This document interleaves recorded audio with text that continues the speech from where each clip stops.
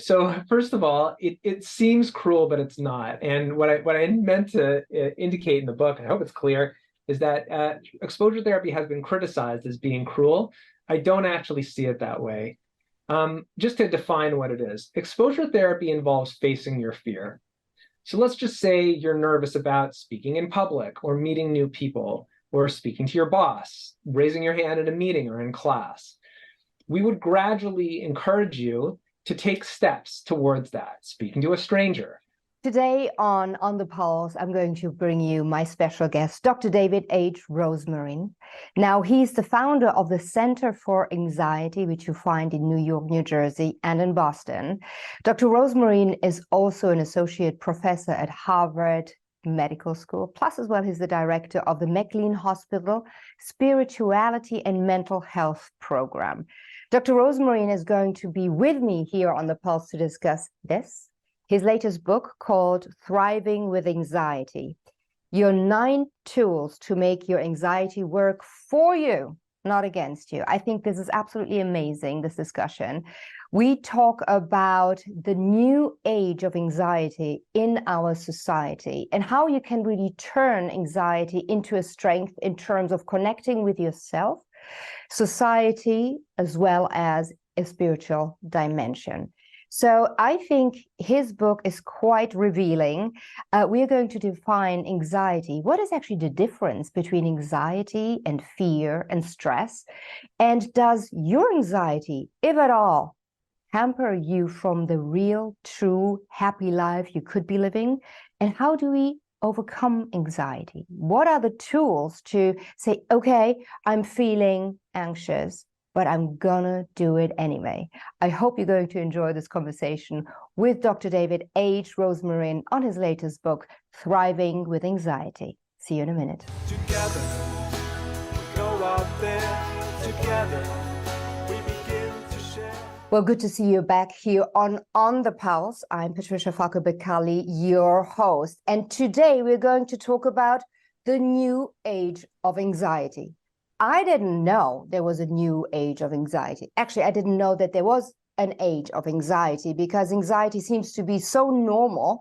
What's the big deal about it? But no, there is anxiety around and it is very prevalent. And after reading Thriving with Anxiety by David H. Rosmarin, Dr. David H. Rosmarin, I understood how often anxiety is either misinterpreted or just taken as a normal modus vivendi, which does not necessarily mean it's a good thing, but it means also that there's a potential to turn it into a good thing. Dr. Rosmarin, thank you so much for being on the Pulse for the book, and we are going to straight away deep dive into your work. Thanks so much for having me on your show. Really a great opportunity to chat with you today. Well, you know, the new age of anxiety, so much so anxiety is part of your life, especially your professional life, that you're the founder of the Center for Anxiety based in New York, New Jersey, and Boston. How come? Well, the reason is not everybody has your approach to anxiety. As you were giving that intro, I was sort of chuckling to myself. You're saying anxiety is normal. It's just part of life. And I think that that is such a truth that our society has gotten away from, to our great detriment. Today, people, when we start to feel anxious, we judge ourselves, we catastrophize, we think this is death. I shouldn't be feeling this way. Something's wrong with me. I'm weak. And that perception makes anxiety substantially worse. That way of thinking about anxiety actually is what's creating an anxiety epidemic today.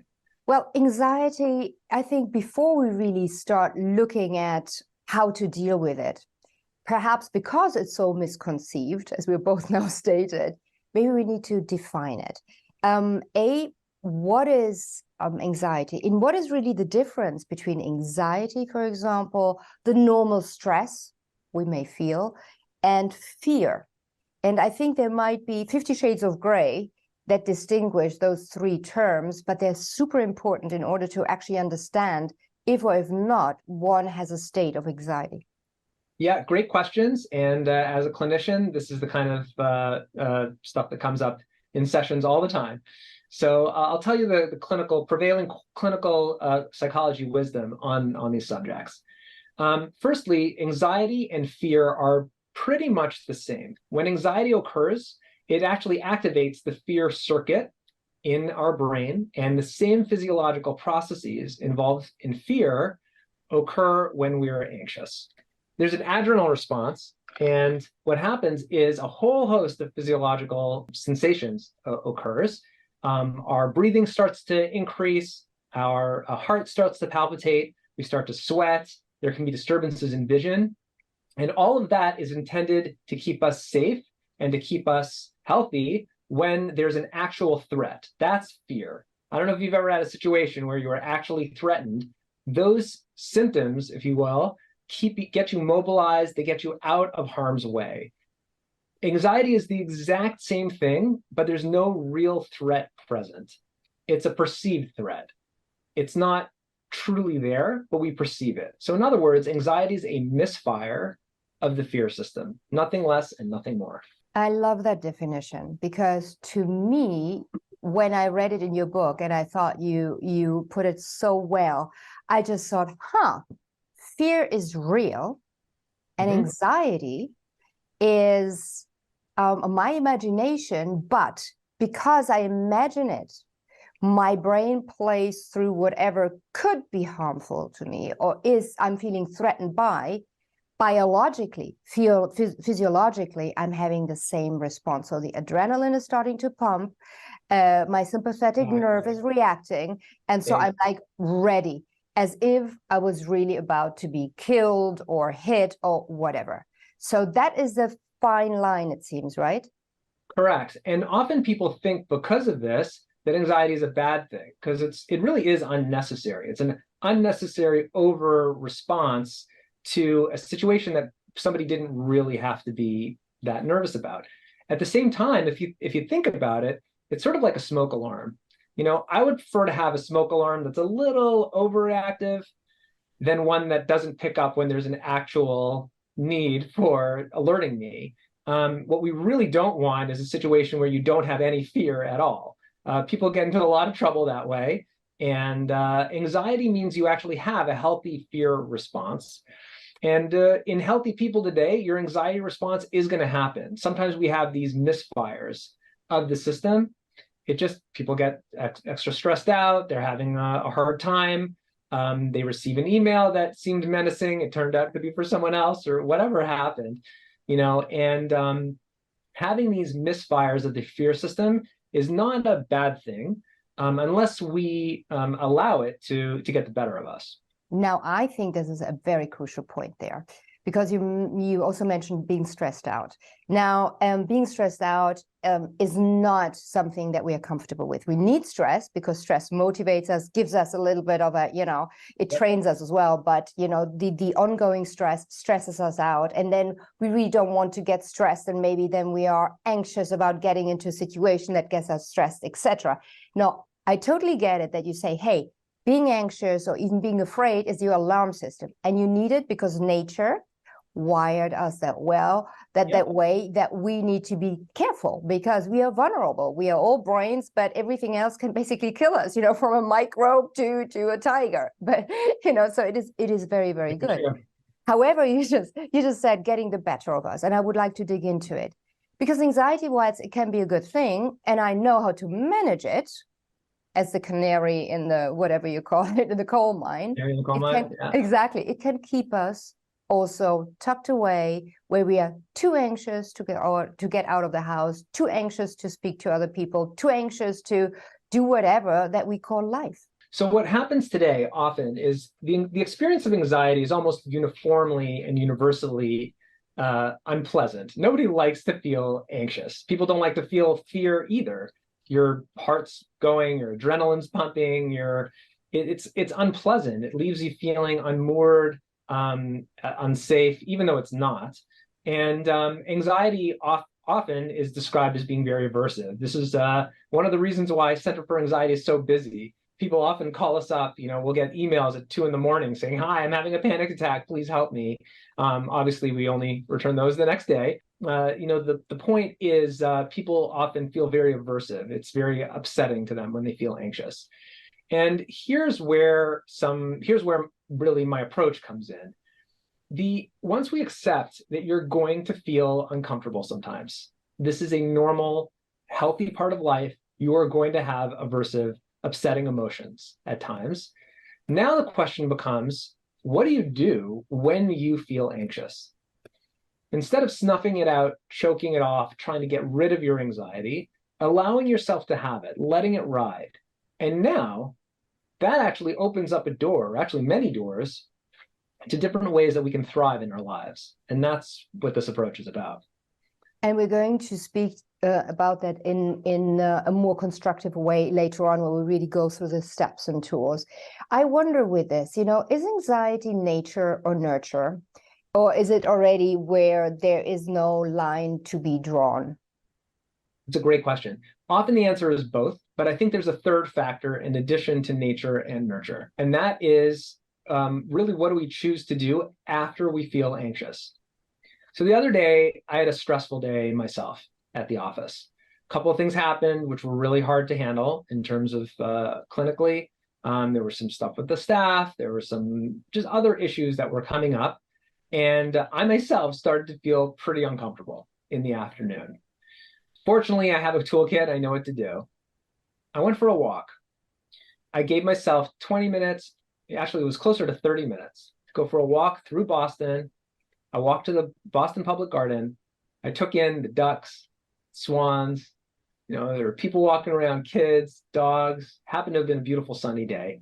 I got myself a drink. I was walking around. I practiced self-compassion. I didn't judge myself for feeling anxious or for getting upset. Just because, I specialize in anxiety doesn't mean I never get anxious. It just means I know what to do when that happens.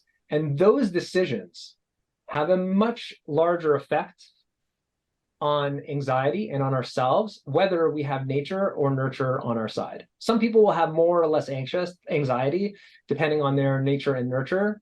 But what really matters is how we respond when we feel anxious.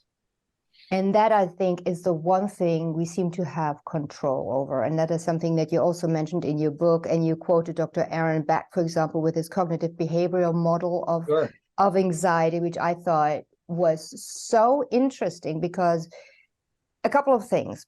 I wonder whether there is a stigma about feeling anxious. And a lot of people don't really want to admit that they feel anxious because it may look weak. It may look that they're afraid. It may look that a big man that should really, know how to manage himself in every situation all of a sudden feels anxious. So whatever it takes, he either puts it away, does not accept it, as you said, does not even recognize it, doesn't accept it, doesn't embrace it, and certainly does not use your tool to get over it. Right. And the other thing is, what that model showed, that you mentioned by Dr. Beck, is that we have actually only in the whole chain between trigger and then our eventual behavior, just one moment of control, which is how we think about it. That's exactly his model. You will get triggered. You will feel anxious. You will start to feel uncomfortable.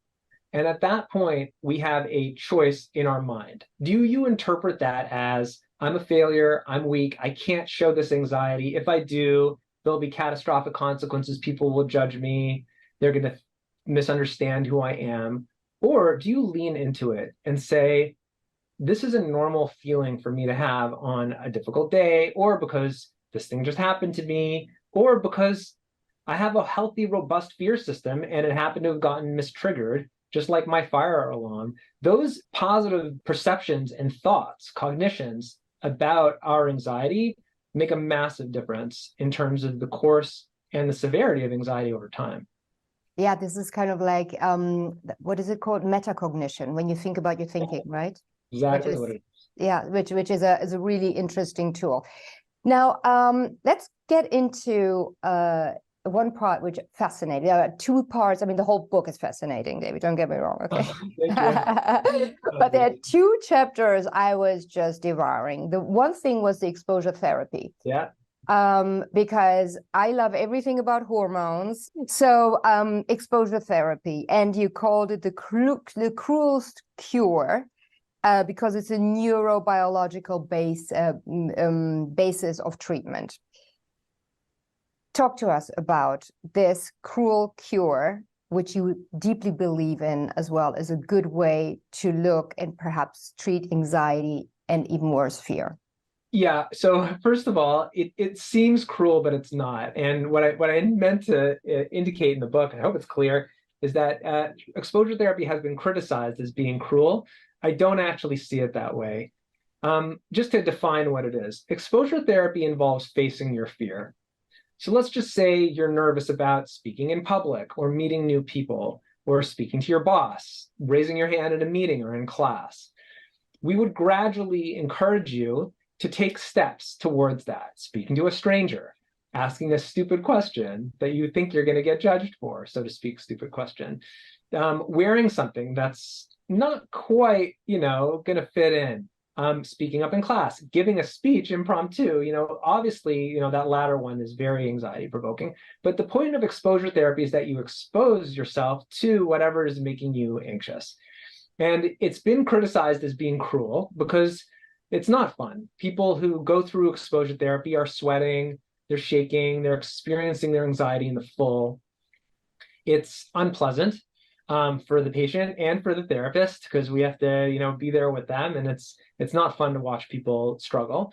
However, I really think it empowers people. I've seen countless patients, hundreds of patients, go through exposure therapy and come out the other side having faced their fears, more resilient, stronger, better able to handle any life stressor, and especially the one that they were specifically facing.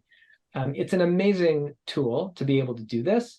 At the core of exposure therapy is that we believe in our patients, we believe in ourselves, that we can overcome anxiety, and that allowing ourselves to experience it won't leave us weaker, or it'll actually make us stronger. And that's what happens when people complete it. It's an amazing thing. Yeah, and you came up with quite a few examples in your book. Which one was the most impressive one for you, where you used exposure to the therapy and the guy or the lady just changed? I think the case of Darlene in the book was pretty telling. The reason why is because we conquered it in one day. Darlene had a very specific fear of spiders, and we worked on it for 5 or 6 hours in one day in a couple of sittings.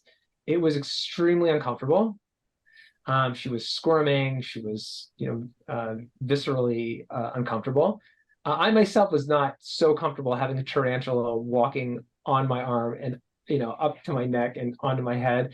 That was something I had not done before. But what happens is you get over it. Through sitting there, for the first couple of seconds are horrendous. Eventually, though, she got used to it. By the end, she was almost playing with the animals. I mean, it was a really incredible transformation to see in such a short amount of time. Now, granted, for a specific phobia, you can do that in certain cases. If people have generalized anxiety, it's much more complicated. Social anxiety is more complicated. So I wouldn't say you can cure all anxiety in one day, so to speak, learn to accept it in one day. But I think of all the cases of exposure therapy in the book, that probably takes the cake. Yeah, I like that expression. Something like that I know through hypnosis is possible.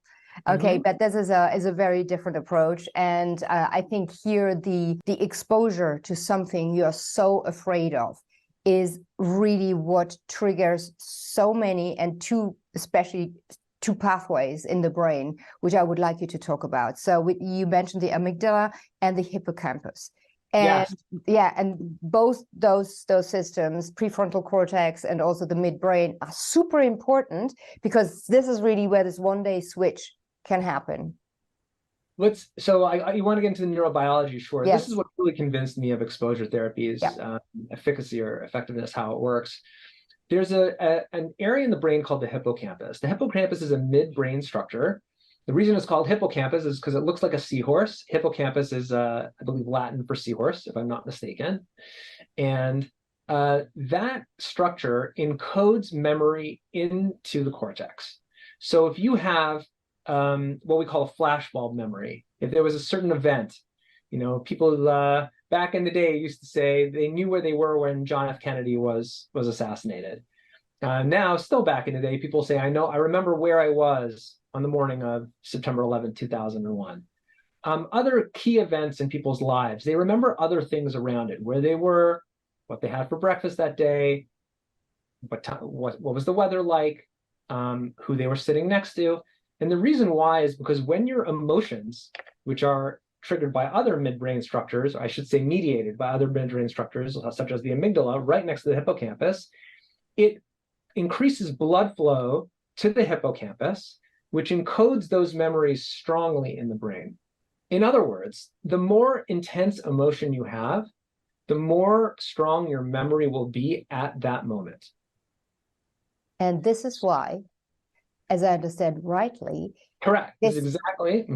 No, and this is why the high pain or the high emotion is exactly what makes a difference, because there you actually see you have that high emotion, but nothing is happening. So next time, hey, listen, this is not going to be, whatever the anxiety is, it's not going to be painful because I made this high emotion. Basically, I exposed myself. I had the high emotion, the high pain, nothing really happened. And that is then the new programming in my brain, which then the next time I come around a spider has a different response. That's exactly it. Just to take people back a little bit in terms of how they got the phobia in the first place, going back to Darlene, her case, there was an event by somebody in her family who was basically attacked by a group of spiders, and some sort of a nest, and it was a tricky situation, and ended up in hospital, and actually was I don't know how serious it was, but certainly for Darlene, she was very concerned for this family member's well-being. So at that time, she had a lot of intense emotion, which was paired with this memory of the spider, and that created this fear in her mind. The only way for her to overcome it was to experience the same level of intensity of emotion while facing the spiders, while going through it and seeing it's an anxiety and not a fear day to day. So yeah, just as you said, we had to activate her hippocampus in session in order for her to truly get it into her brain, to create a new neural pathway, if you will, through exposure therapy, that things are going to be okay. Yeah.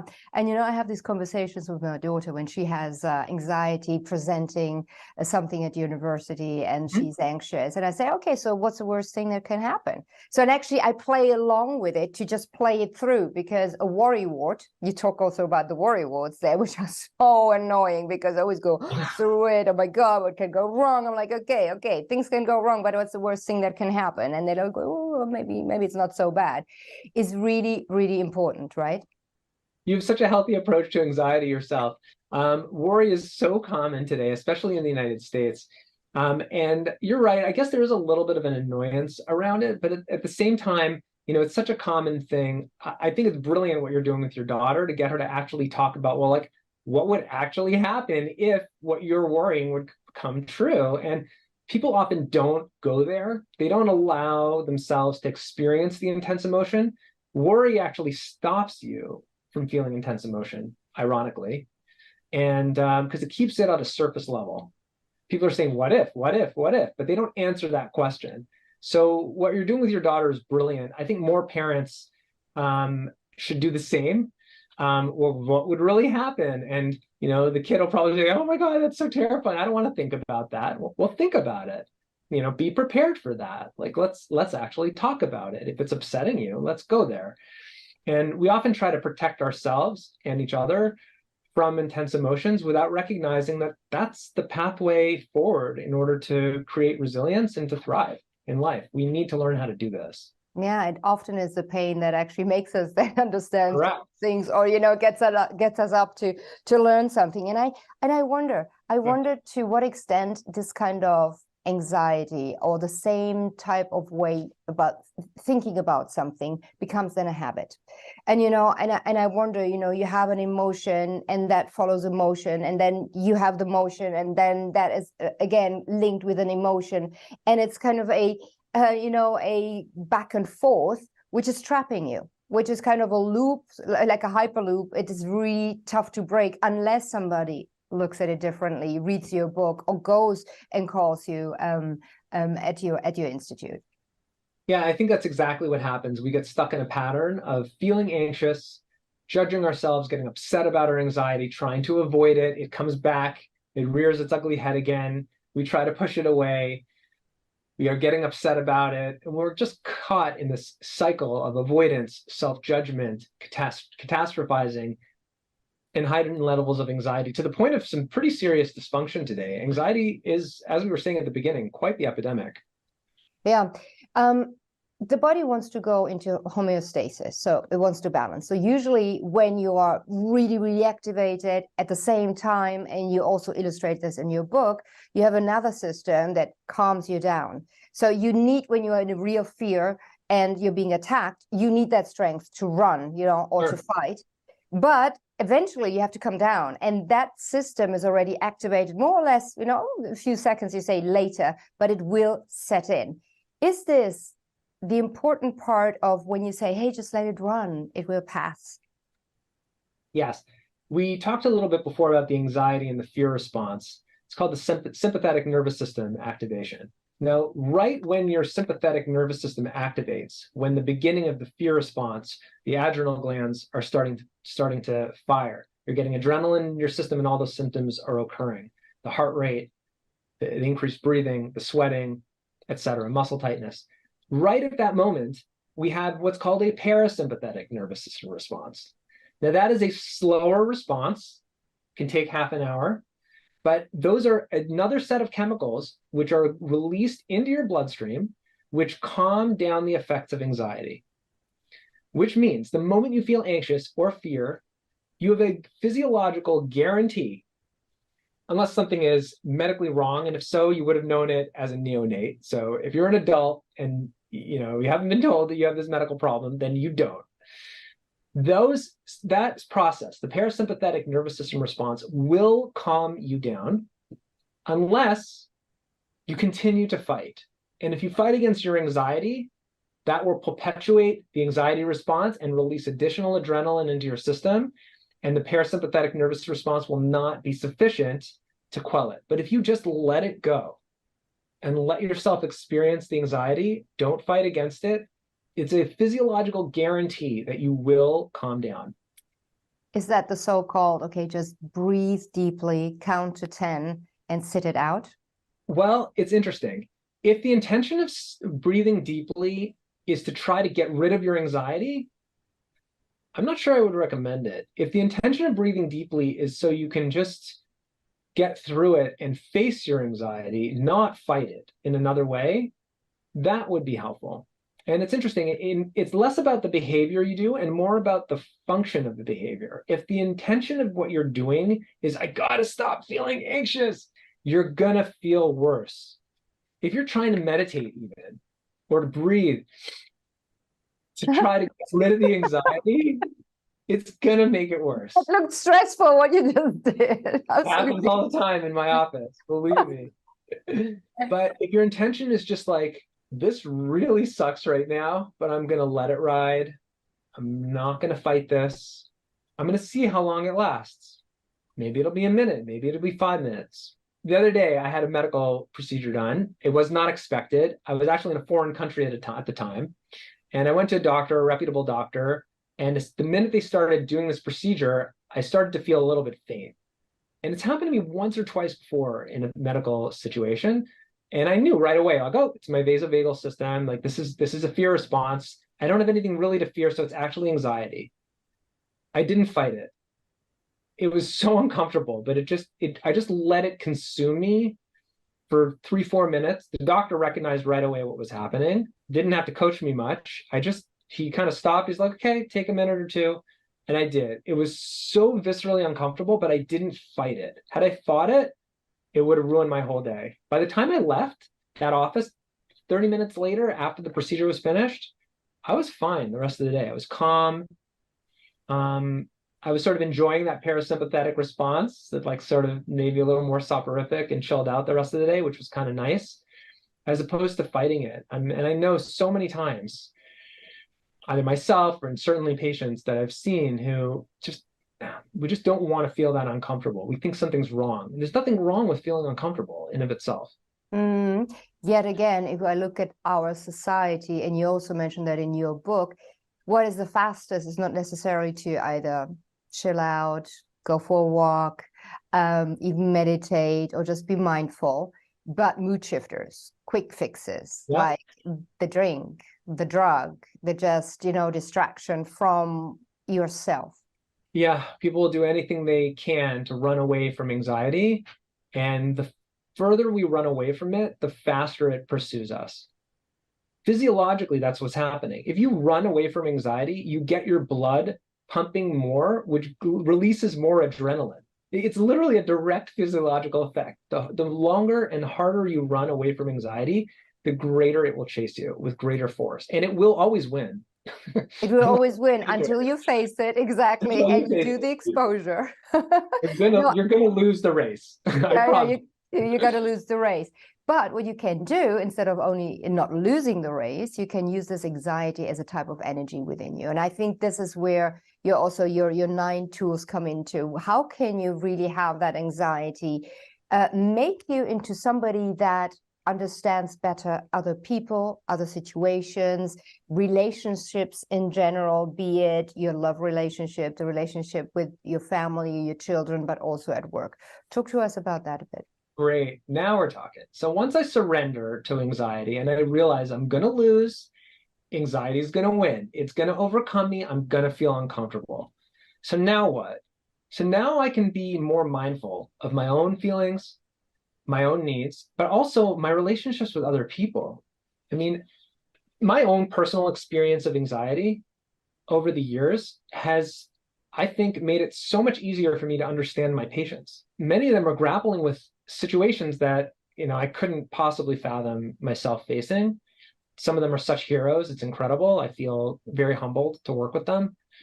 But I have a bit of an understanding of what they're going through because I've felt some degree of uncomfort and I've let myself feel that uncomfort, that discomfort. It can enhance our empathic capacity. When we go there ourselves, we can have a bigger heart to understand what other people are going through and to interpolate from our own experience where they are. Another piece, though, which is even more, and I think as a male, this is something that we're not trained to do in our society in general, is opening up to other people about how you feel. Early on in my marriage, I've been married now about 22 years. Wow, congrats. Yeah, I got married young. And early in my marriage, I did not show a lot of emotion to my wife. And I think it was hard for her. Like, is he feeling that way? Is he not feeling that way? Like, how did she respond to me? She would try certain things. It wasn't like what I was saying really wasn't what I was feeling on the inside. And at a certain point, I'm like, you know what? I just got to be real with her. And I started telling her when I was having an anxious day or when I was feeling stressed. And I thought at first like she's going to lose respect for me, but she didn't. Not at all. It made us a lot closer. Showing that vulnerability, allowing oneself to like go there and say, I'm feeling really anxious right now. I don't know what's going on. And allowing yourself to lean on the people who you can trust. Not everyone, but 1 or 2 people hopefully in your life, you can really do that. Being vulnerable and going there can greatly enhance intimacy and connection. It's an amazing thing. And this is so interesting what you're saying, because I'm just trying to imagine how it must have been for you, but also for your wife, because that was already the first years of marriage. You wouldn't really open up, and you would be, maybe because of these anxieties, not be really yourself, right? In that sense. I wasn't fully being myself. I mean, no, I wasn't. I didn't realize that I would be fully accepted if I showed my anxiety, but it actually allowed me to be more accepted than ever, which was so counterintuitive and really very transformative. Yeah. And I think society is moving more and more into allowing vulnerability, allowing failure, allowing, hey, mea culpa, I'm sorry, I don't know what happened. Yeah, it's it's on me, which was certainly when we were little, maybe not the case. But what I thought I wanted to ask you, if I may, is these anxieties. Anxiety, where does it really come from? One thing is you can generalize, yeah, we all have to have anxieties or even fear because it is one modus for us to survive as a species. But the other one is our individual anxieties of, spiders or heights or just people or whatever. Where did yours come from? And at what point did you A, recognize it, and B, then said, well, I cannot continue hiding it anymore. It needs to come out. And then it happened that it came out with your wife.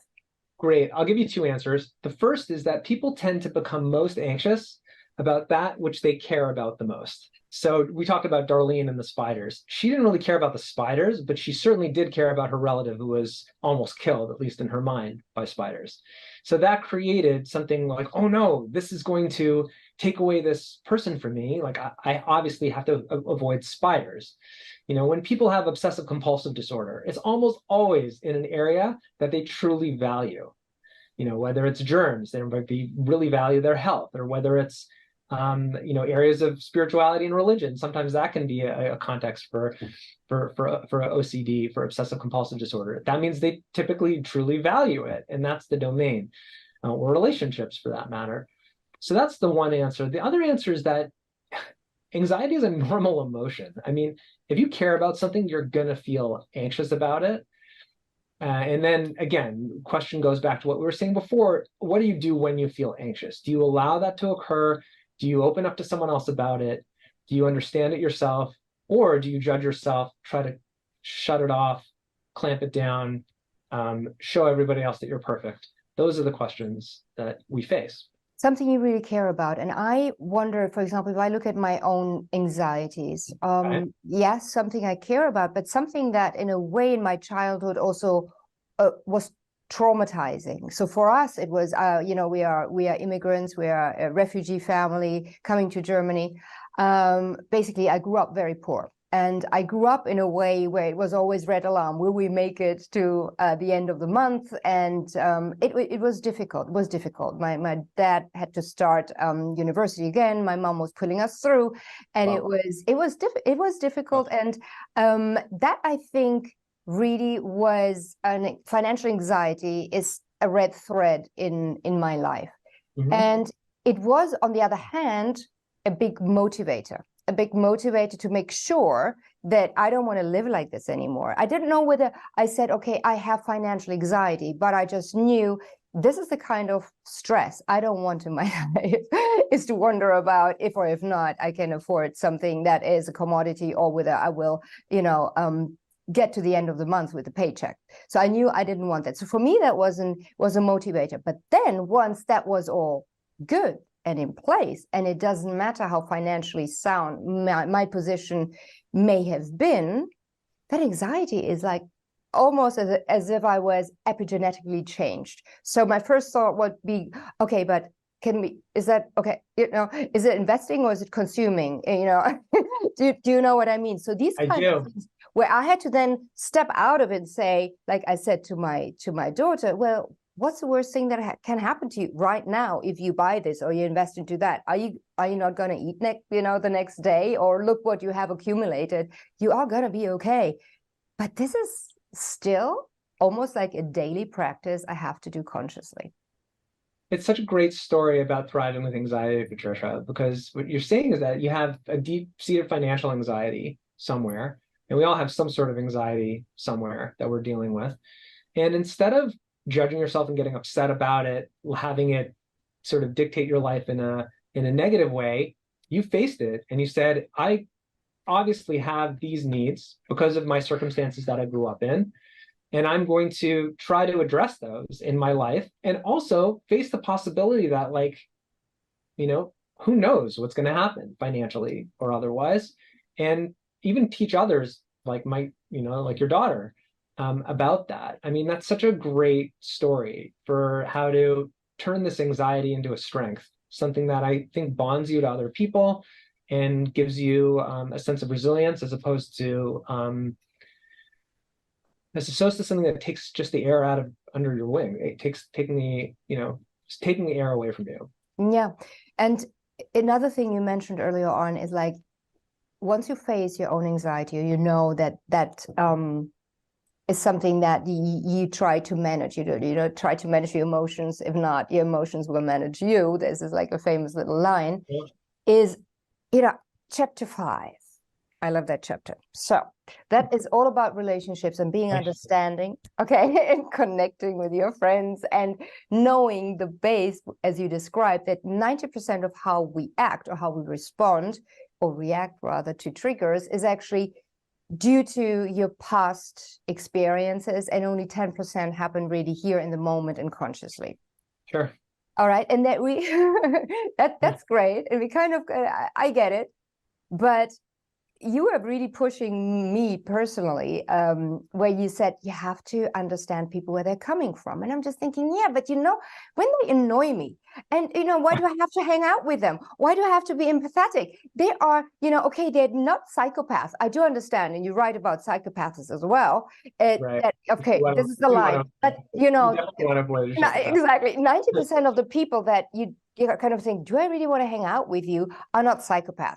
They're just people that annoy you with their behavior, or with not being conscious about their behavior, or reacting rather than responding, and just not being cognitively, emotionally, or spiritually evolved. There's a judgment that happens internally. When we start to feel anxious, we get upset at ourselves. Why am I feeling this way? I shouldn't. The same thing happens interpersonally, where people do things that are annoying. They're bothering us. They're doing things that are obtuse. They're like making really bad decisions right in front of us. Decisions that we've seen them make historically for months, years. And we can get frustrated and judge them and get upset. Or we can understand that everyone's got their package. Everyone's got their issue. I've got my issues. I have my red buttons. You've got your red buttons. We all do. And sometimes those get pressed because of the vicissitudes of life. That's what happens. And can our relationships withstand those button presses? Can our relationships thrive despite the fact that we're annoyed, to use your word, that we're upset, that we are offended, that we are upset about things that people have done to us, things that people are doing to themselves? That's what that chapter is about. It's really an interpersonal extension of how we treat ourselves. Our relationships with others are so critical to our mental health. Robert Waldinger, who's in my department here in Boston, has done some incredible work finding that the number one predictor of people's well-being at age 80 is the quality of their relationships at age 50 and 60. And I promise you, those relationships are not with perfect people, because perfect people don't exist. And if you want to really have long-term connected relationships with people, it's going to be with people who are imperfect.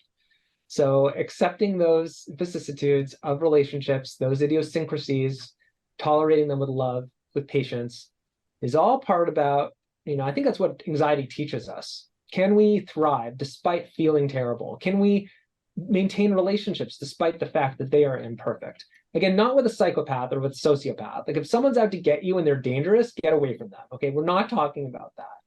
We're talking about people who are annoying or obnoxious or who do stupid things, frankly. Can we maintain our connection with them? And I hope the answer is yes. With exactly that point, I totally agree. Okay, we need to be understanding. And as you say, also life is messy. Love is messy. Everything is messy and nothing makes sense because my wife said that life is messy. Yeah, life is a great line. It's so great, best line in the book from her. maybe that should be the title. Life is messy and how to thrive with it. But I had a friend once upon a time, and anything you would say as a friend, and a friendship relationship should be, also based on trust, on the we can enjoy each other attitude, and that whatever you say to me is from a good place because we are friends. And she would constantly filter everything I'd say through her mindset, she's not enough.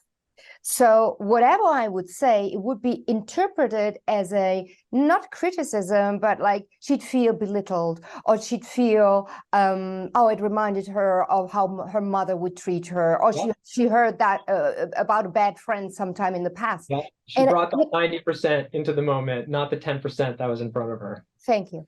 You know, how do I deal with this? How do I, it's saying, okay, I need to be understanding. I do my arms, I run around the block to just get my adrenaline changed into acetylcholine. But Yeah. that's not a friendship. Do you know what I mean, David? I I'm like, do know what you come mean. on, I let's do be know on what the you level mean. here.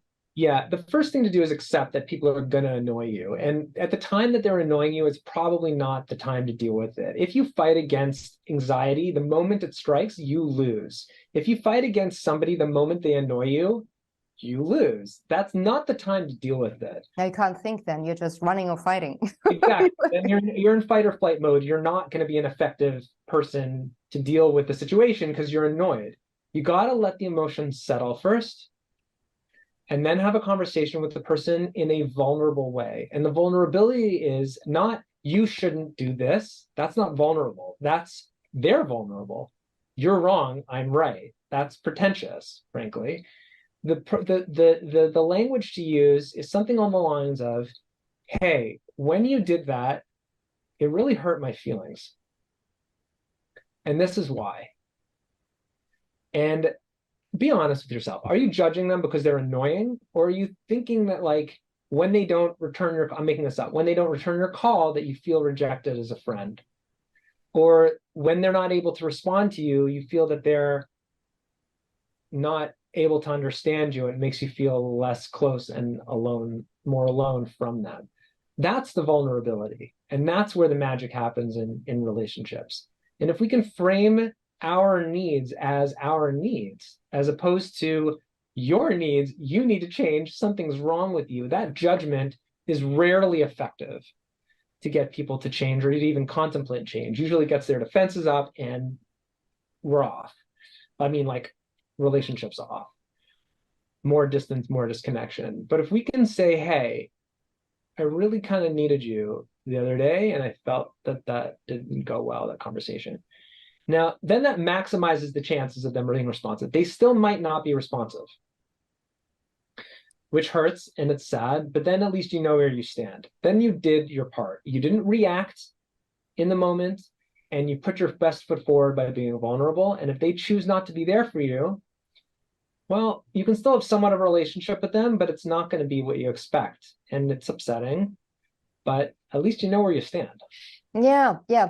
And putting exactly what you say into the context of interdependence. And you talk about interdependence, codependency, and also independence, or our age of being an individual, and kind of like really insisting on our individuality and being, you know, tailor-made and wanting others to be tailor-made for us, is an interesting one, because I'm thinking you're absolutely right. And just now on Netflix, there is Living 1 to 100, a fantastic documentary on the book The Blue Zones by Büttner. Yeah, I mean, if you haven't watched it, watch it. It's great. And there, the sense of community, and as you said earlier on, is really important for a long life, a happy life. It's kind of like, yeah, you know, you're kind of jovial, you're together, you're with your family, accepting the messiness of life, of relationship, people being idiots over and over again. Yes, and they are. you know, and I just wonder, you know, I'm just thinking, David, okay, so being with these people that currently, you know, constantly annoying somebody, and I'm really idiot,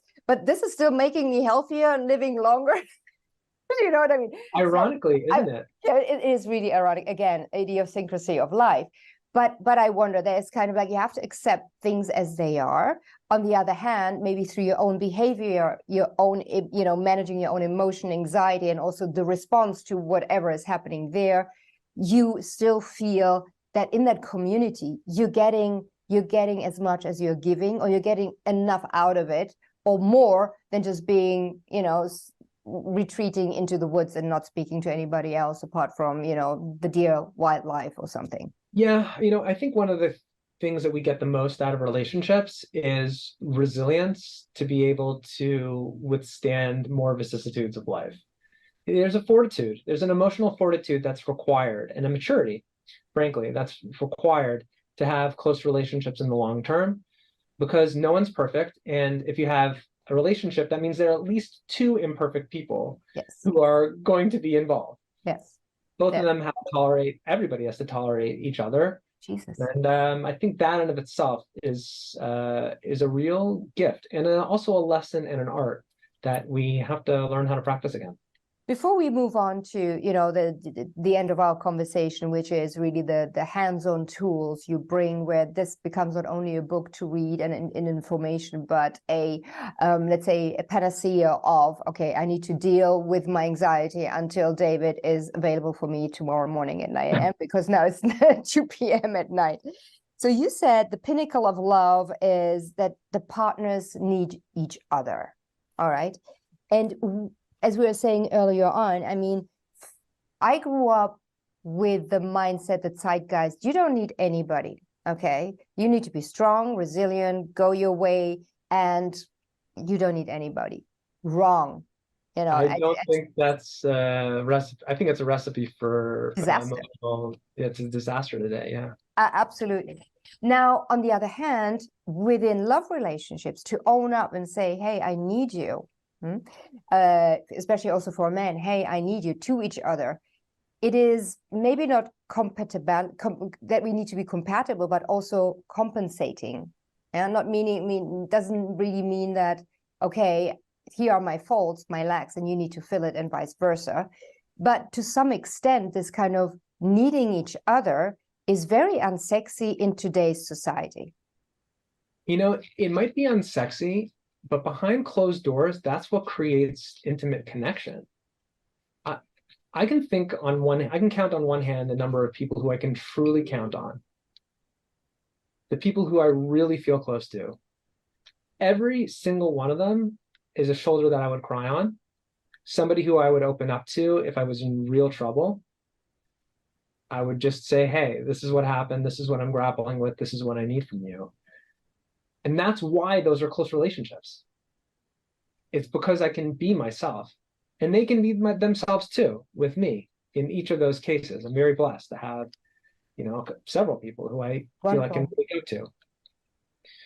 But that only happens when we're comfortable being able to say, you know, it might not be sexy on a Hollywood screen, but, you know, after the bright lights shut down, that's what really matters. That's the connection that people are really seeking today, that love. That occurs in those private moments of, are you really there for me? That's what I think anyway. No, it's very, very deep. And as you were saying, that is really the gateway to intimacy. And I think you mentioned somewhere in the book as well, maybe we don't always get what we want in a relationship, but we certainly get what we need. And with this kind of approach to it, you go like, you may look at your partner in a different way as well. Yeah, our partners are, if we're blessed to have them, are often one of the best resources in anxiety. And the more anxious we feel, ironically, if we turn to our partners, and if we can turn to our partners and learn how to turn to them in a vulnerable, healthy way, it can enhance emotional connection, intimacy, even physical connection can be greatly enhanced when people drop their guard as opposed to pretending that they're not struggling. I actually think in some ways it's a very sexy thing. But again, it's really behind closed doors that these kinds of things happen. Yeah, and I think what's so wonderful when you say it's an extremely sexy thing to put that in your personal journey from not opening up at the beginning of your relationship to coming to exactly that line is an amazing growth. Thanks. I hope so. I hope my wife would agree. I do think we're a lot more emotionally connected than we were when we got married at a very young age, young and dumb, and sort of, you know, assuming that you have to be, you know, everything all the time and perfect, and that's just not realistic. So I'd like to think that both of us can open up to each other about our struggles, and in some ways that's what defines all good connection. Oh, no, absolutely. And helping good connections is that thriving with anxiety. Now, to come to a close to this fantastic conversation, David, how would you what would you say are the three main? I mean, there are 9 tools you mentioned there. It's a real system you can grapple, get hold of the consciousness that you're anxious and how to do about it. But if you had to condense it and leave us with whatever it is, these are the 3 main tools that you can use all the time. Even if it happens that you're feeling anxious 3-4 times in a matter of 20 minutes, do this, and then you'll take it from there. What would you say? Okay, great. So first of all, if people want a condensed version of 5 tools, you can get one on my website, dhrosmarin.com. There is a downloadable guide and 16 pages, which is a great summary, and you can take a look. But aside from that, I'll give you, you want 3? The number 1 tool, and the most important, is when you feel anxious. And I mean when, because you will feel anxious sometimes. This is going to happen. Don't fight it. Let it ride. Understand that this is a normal process. Your body is not malfunctioning. Nothing is wrong with you. Don't judge yourself. Allow yourself to experience the anxiety and simply let it occur without fighting it, without trying to shorten its lifespan. Just let it happen. That's number 1. When we do, be kind to yourself, because that is not the afternoon. If you get anxious in the morning, that afternoon, don't take on a new project. Okay, don't start don't start tackling a massive thing on your to-do list. Be a little kinder to yourself. Understand that anxiety is normal. It's not an unhealthy process. However, it does mean that you have to be more compassionate to yourself. And third, if you have somebody in your life that you can open up to and say, hey, I'm having an anxious day. This morning I had a panic attack. This morning I was at the doctor and I freaked out. This morning I had an oral presentation in my class and I'm still jazzed up from it. Hang out with them, talk to them about what's going on, be real with them, be vulnerable, say what you need, even if it's a hug, if it's a cup of coffee, if it's just to see their face. Nothing wrong with needing love, and use the anxiety in those latter ways to enhance our connection with ourselves, to enhance our connection with others, as opposed to something that we run away from and something that we dread, which only makes anxiety worse. And if we take that approach, we will ultimately be able to thrive with anxiety, as opposed to trying futilely to run away from it. Love it. Absolutely love it. So, yeah, you basically, you accept that you have it. You say, it's okay. You don't beat yourself up, but you soothe yourself, and then you're open about it. And if you have somebody around there, share it, be vulnerable. And you may be surprised. People will say, I felt the same. You're gonna right? Hey, I had a bad day the other day too. It happens all the time. All the time.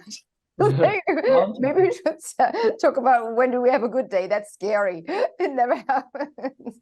Yeah. Oh my God. I really, really enjoyed our conversation. David H. Rosmarin, Dr. David H. Rosmarin.